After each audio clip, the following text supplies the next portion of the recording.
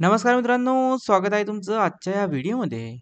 मित्रांनो, जर तुम्ही बँकिंग परीक्षेची तयारी करत असाल, तर तुमच्यासाठी एक आनंदाची बातमी आहे. कारण की IBPS कडनं दरवर्षी कंडक्ट केली जाणारी क्लर्कची परीक्षा यावर्षी जाहीर झालेली आहे.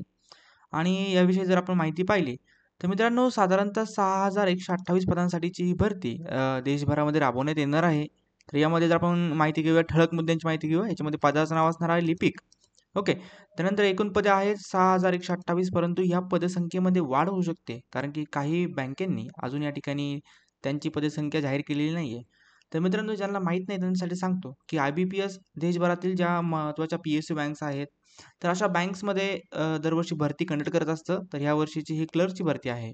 यामध्ये राज्यानुसार जागा असतात. तर महाराष्ट्रामध्ये टोटल 590 प्लस जागा आहेत. तर नक्कीच अप्लाय करू शकता. तुम्ही देशातल्या कोणत्याही ठिकाणी अप्लाय करू शकता. याच्यामध्ये काही डाऊट नाही. परंतु तुम्हाला तेथील रिजनल लँग्वेज येणं आवश्यक आहे. पात्रता निकष जर आपण पाहिले तर IBPS क्लर्क होण्यासाठी तुमची शैक्षणिक पात्रतेमध्ये तुम्ही कोणत्याही क्षेत्रातील पदवीधर असाल तर या ठिकाणी अप्लाय करू शकता. भाषा कौशल्यामध्ये इंग्रजीवरती तुमचं आणि तुमच्या प्रादेशिक भाषेवरती जसं आपल्या महाराष्ट्रामध्ये मराठी आणि कोकणी भाषा आहे.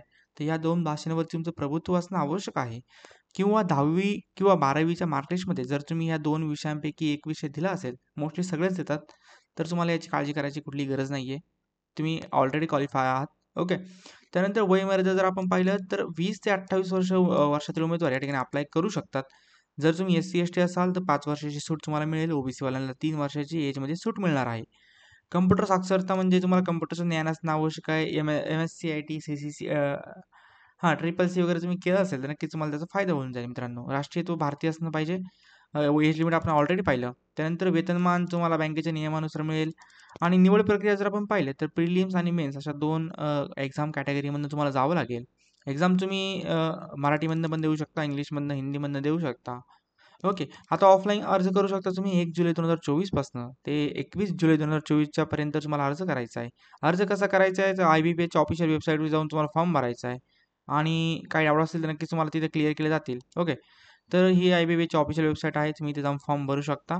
या ठिकाणी ऑनलाईन ॲप्लिकेशन चालू झालेलं आहे 1 तारखेपासून आणि 21 तारीख ही लास्ट डेट असणार आहे. तर लवकरात लवकर फॉर्म भरा. काही डाऊट असतील तर नक्कीच कमेंट बॉक्समध्ये विचारा. चॅनलवर नवीन असाल तर चॅनलला सबस्क्राईब करा. धन्यवाद.